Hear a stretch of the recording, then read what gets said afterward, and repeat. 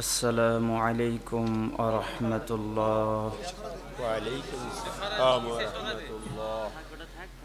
إن الحمد لله نحمده ونستعينه ونستغفره ونعوذ بالله من شرور أنفسنا ومن سيئات أعمالنا. من يهده الله فلا مضل له ومن يضلل فلا هادي له. وأشهد أن لا إله إلا الله وحده لا شريك له وأشهد أن محمدا عبده ورسوله. أما بعد فإن خير الحديث كتاب الله وخير الهدى هدى محمد صلى الله عليه وسلم وشر الأمور محدثاتها وكل محدثة بدعة وكل بدعة ضلالة وكل ضلالة في النار.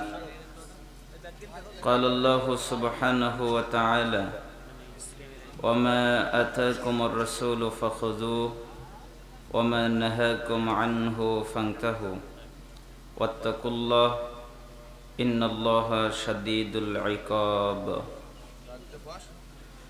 সমস্ত প্রশংসা আল্লাহ সুবহানাহু ওয়া তাআলার দরবারে, যে মহান রব আমাদেরকে অত্যন্ত মেহেরবানি করে আজকে রাজশাহী চারঘাট মিয়াপুর পূর্বপাড়া জামে মসজিদের উদ্যোগে আয়োজিত ইসলামী জলসা 27 ফেব্রুয়ারি 2025 আল্লাহ সুবহানাহু ওয়া তাআলা আমাদেরকে এই দ্বীনি বৈঠকে আসার বসার তৌফিক দান করেছেন। আমরা সেই রবের শুকরিয়া আদায় করছি, আলহামদুলিল্লাহ। আলহামদুলিল্লাহ। দুরূদ এবং সালাম পেশ করছি আমাদের সেই প্রিয় রাসূলের প্রতি, যিনি মন গড়াভাবে কিছু বলতেন না। আল্লাহ তাআলা তাকে যা জানাতেন তিনি তাই বলতেন। যার আনুগত্য করা, ইত্তেবা করা, যাকে মেনে চলা আমাদের জন্য জরুরি, অবশ্যই পালনীয় কর্তব্য, সেই প্রিয় রাসূলের প্রতি দুরূদ এবং সালাম পেশ করছি।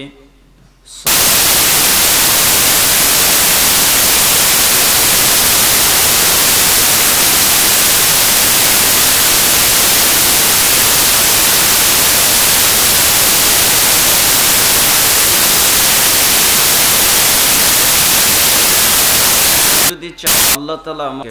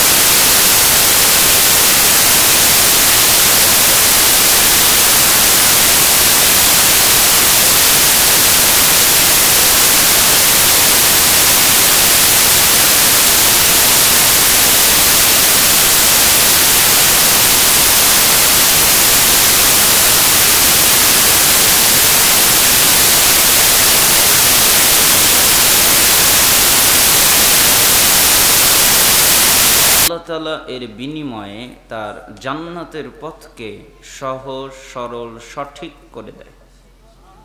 অর্থাৎ কেউ যদি চায় আল্লাহ তাআলা আমার জান্নাতের পথকে সহজ করে দিক, আমার জান্নাতের পথকে সরল করে দিক, আমার জান্নাতের পথকে সঠিক করে দিক, এটা যদি কেউ চায়, তাহলে এমন জায়গায় তারা যেন যায় যেখানে জ্ঞান অর্জন করা যায়। দারিমি 271 নম্বরে একটি হাদিস এসেছে, রাসূল সাল্লাল্লাহু আলাইহি ওয়াসাল্লাম বলেন, যে ব্যক্তি কোনো দ্বীনি মজলিসে যায়, রাত্রে জ্ঞান অর্জন করে, তাহাজ্জুদ সালাত রাত্রে আদায় করলে, সারা রাত তাহাজ্জুদ পড়লে যে নেকি হয়, যারা রাত্রে সামান্য সময় জ্ঞান অর্জন করে আল্লাহ তাআলা তাদের ওই নেকি দান করেন। অত্র হাদিস দ্বারা বোঝা যায় জ্ঞান অর্জনের মর্যাদা তাহাজ্জুদের চেয়ে বেশি। সৈয়দ তারগিব ওয়াত তারহিব 86 নম্বর হাদিস, রাসূল সাল্লাল্লাহু আলাইহি ওয়াসাল্লাম বলেন, যে ব্যক্তি জ্ঞান অর্জন করার জন্যে অথবা কাউকে জ্ঞান শেখাবার জন্যে হয় শিখতে যায় নতুবা শেখাতে যায়, এই জন্য মসজিদে যায়, তাহলে একটা পরিপূর্ণ হজ করলে, ওই হজ কবুল হলে আল্লাহ তাআলা যে নেকি দান করেন, যারা জ্ঞান অর্জন করতে এবং শেখাতে মসজিদে যায় আল্লাহ তাদের ওই নেকি দান করেন। মিশকাতুল মাসাবিহের 220 নম্বর হাদিস, রাসূল সাল্লাল্লাহু আলাইহি ওয়াসাল্লাম বলেন, মান খারাজা ফি তালাবিল ইলম ফাহুয়া ফি সাবিলিল্লাহ হাত্তা ইয়ারজি'। যে ব্যক্তি জ্ঞান অর্জন করার জন্যে, ইলম অর্জন করার জন্যে, কোরআন এবং হাদিস জানার জন্যে কোনো জায়গায় যায়, বাড়ি থেকে বের হয় কেন? আমি জ্ঞান অর্জন করব, আমি ইলম অর্জন করব, এটা হলো তার নিয়ত। তাহলে যতক্ষণ পর্যন্ত সে বাড়ি থেকে বাড়িতে ফিরে না যাবে ততক্ষণ তার আমল নামায় জিহাদ করার নেকি আল্লাহ লিখতে থাকবেন। তার মানে জ্ঞানের মর্যাদা জিহাদ করার মর্যাদার মতো। আপনারা যারা জ্ঞান অর্জন করার জন্য এসেছেন, বসেছেন, আপনাদের মর্যাদা আল্লাহর কাছে অনেক বেশি। তাবারানী মুজামুল কাবির 639 নম্বর হাদিস, আরেকটি সাপার 641 নম্বর হাদিস, আল্লাহর নবী বলেন, কেউ যদি কোনো দ্বীনি মজলিসে যায়, এরপরে 3টা কাজ করে, 1 বসে আলোচনা শোনে, 2 মনোযোগ দিয়ে আলোচনা শোনে, মনোযোগ দিয়ে কোরআন হাদিস শোনে, অমনোযোগিতা হয় এমন কোনো কাজ করে না, 3 যতক্ষণ পর্যন্ত কোরআন এবং সুন্নাহর আলোচনা শেষ না হয় ততক্ষণ পর্যন্ত তারা অবস্থান করে। আল্লাহ তাআলা বলেন, মুহাম্মদ জি আপনি বলেন, কি বলবো? যারা বসেছে, মনোযোগ দিয়ে আলোচনা শুনেছে, শেষ পর্যন্ত থেকেছে, কদ গফরাল্লাহু লাকুম যুনুবাকুম, আমি আল্লাহ তাদের অতীত জীবনের যত পাপ আছে সবগুলোকে ক্ষমা করে দিয়েছি। আমি আল্লাহ কারো পরোয়া করি না। তার পাপ হতে হতে যদি আসমান এবং জমিন ছেয়ে যায়, আসমান এবং জমিন পর্যন্ত পাপ করে, এর পরেও দ্বীনি মজলিসে বসে মনোযোগ দিয়ে আলোচনা শুনে, আমি তো তার পাপ ক্ষমা করে দেই।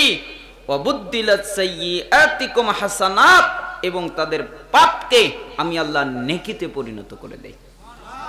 পাপ নেকি, সালাত আদায় করলে পাপ ক্ষমা হবে কিন্তু পাপ নেকি হবে না। যাকাত দিলে পাপ ক্ষমা হবে কিন্তু পাপ নেকি হবে না। হজ সিয়াম হজ পালন করলে পাপ ক্ষমা হবে কিন্তু পাপ নেকি হবে না। শরিয়াতে যত আমল আছে প্রত্যেক আমলের মাধ্যমে পাপ ক্ষমা করানো যায় কিন্তু পাপ নেকি করা যায় না। কিন্তু কেউ যদি দ্বীনি মজলিসে বসে মনোযোগ দিয়ে আলোচনা শুনে শেষ পর্যন্ত থাকে, আল্লাহ তাদের পাপও ক্ষমা করেন এবং যত পাপ আছে সবগুলোকে নেকিতে পরিণত করবেন।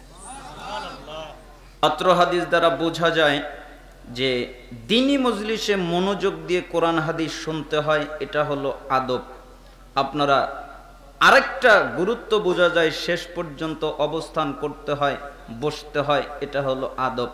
তো এই হাদিস শুনে আপনারা কি ডিসিশন নিলেন? শেষ পর্যন্ত থাকবেন তো? আল্লাহ তাআলা কবুল করুন। আমি অসুস্থ মানুষ, আপনাদের সামনে লম্বা আলোচনা করব না, সংক্ষিপ্তভাবে কিছু উপদেশ দেওয়ার চেষ্টা করব। আল্লাহ তাআলা যেন কবুল করেন। একজন সালাফের একটা বাণী আপনাদের সামনে অনুবাদ করে কিছু হাদিস আমি অনুবাদের দিকে চলে যাব।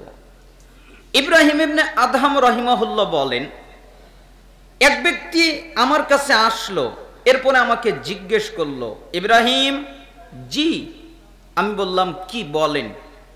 তখন তিনি বললেন, আল্লাহ তাআলা বলেছেন, কি বলেছেন? তোমরা আমাকে ডাকো, আমি তোমাদের ডাকে সাড়া দিব। এ কথা আল্লাহ বলেছেন। আল্লাহকে ডাকলে আল্লাহ সাড়া দিবেন। কিন্তু আমি আল্লাহকে এত ডাকি, আল্লাহর কাছে এত প্রার্থনা করি, কিন্তু আল্লাহ আমার ডাকে সাড়া দেয় না। কারণটা কি আপনি বলতে পারেন? তখন তিনি বললেন, আমি বলতে পারি। 5 কারণে পৃথিবীর মানুষ যখন 5টা পাপ করে, 5টা অপরাধ করে, তখন আল্লাহ তার উপরে রেগে যায় এবং সে আল্লাহর কাছে কিছু চাইলে আল্লাহ তাকে দেয় না। তখন লোকটা বললেন, আচ্ছা ঠিক আছে, তাহলে বলেন তো পাপগুলো কি? তিনি বললেন, 1, আরাফতুমুল্লাহ ফালাম তুআদ্দু হাক্কাহু, তোমরা আল্লাহর পরিচয় পেয়েছো কিন্তু আল্লাহর হক আদায় করো না। এটা হলো একটা কারণ। আমরা আল্লাহর পরিচয় পেয়েছি না পাই নাই? আপনাদের কাছে প্রশ্ন, আল্লাহর অস্তিত্ব আছে না নাই? আরো জোরে বলেন, আছে না নাই? এক শ্রেণীর লোকেরা বলে যে আল্লাহর অস্তিত্ব নাই, আল্লাহ হলো নিরাকার। তো এক হুজুর বললেন যে আল্লাহ নিরাকার। এরপরে সে আলোচনা করলেন যে জান্নাতের সবচেয়ে বড় নিয়ামত হলো আল্লাহকে দেখা। তাই আমি তাকে জিজ্ঞেস করলাম, হুজুর আপনিই তো বললেন আল্লাহ নিরাকার, তো জান্নাতের সবচেয়ে বড় নিয়ামত আল্লাহকে দেখা, তো আল্লাহ নিরাকার হলে দেখবে কি? তখন উনি আমাকে বললেন, না তখন হবে। তখন আমি বললাম, আউযু বিল্লাহ, আস্তাগফিরুল্লাহ, আপনি কি মনে করেন আল্লাহ এখনো পরিপূর্ণ না, তখন হবে? তখন উনি আমতামতা করতে থাকলেন। তার মানে আল্লাহ পরিপূর্ণ, আল্লাহ এখনো পরিপূর্ণ, আল্লাহ আগেও পরিপূর্ণ, আল্লাহ চিরস্থায়ীভাবে পরিপূর্ণ থাকবেন। আল্লাহর অস্তিত্ব আছে, আল্লাহর হাত আছে, পা আছে, কথা বলেন, শোনেন। তবে আপনি যদি বলেন কেমন, আমরা